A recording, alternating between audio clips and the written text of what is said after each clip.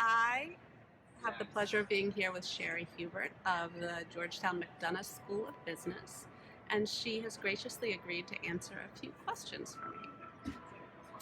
First off, what schools, if any, rejected you?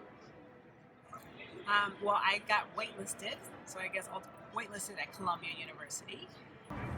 And does that influence how you deal with candidates you have to say there's not a spot for? In terms of getting waitlisted at Columbia, I think it's made me more sensitive to those people on the waitlist.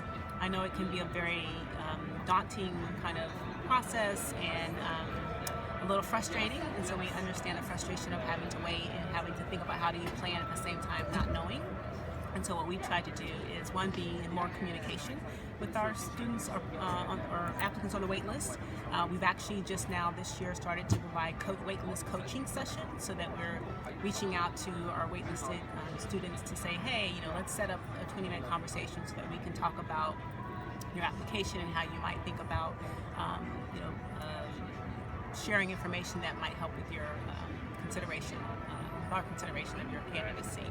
So, at the end of the day, I know it takes a lot of patience. I think I'm a big believer that people end up where they need to end up, and it will be successful no matter where they end up going. But I can understand kind of how sometimes the waitlist process can be a little frustrating.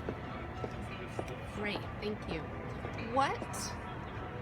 Which part of the McDonough application process would you most like to skip if you were applying today?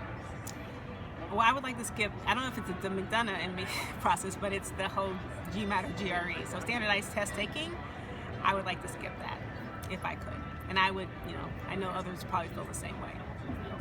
And lastly, what is the best thing you have read, watched, or listened to recently?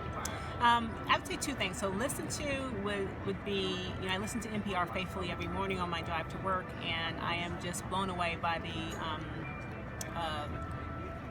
StoryCorps.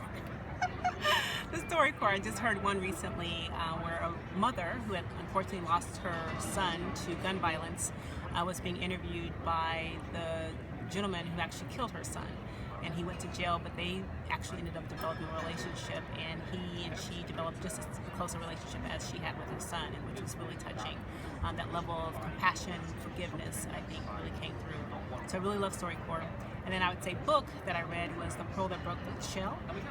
And again, it was really an interesting fictional book about kind of life in Afghanistan for young women.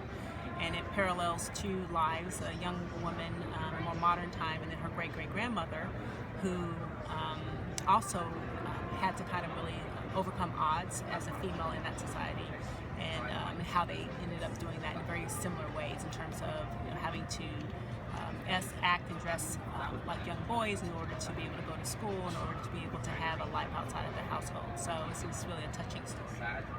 Terrific. Thank you so much for participating. All right. Thanks, Jeanette.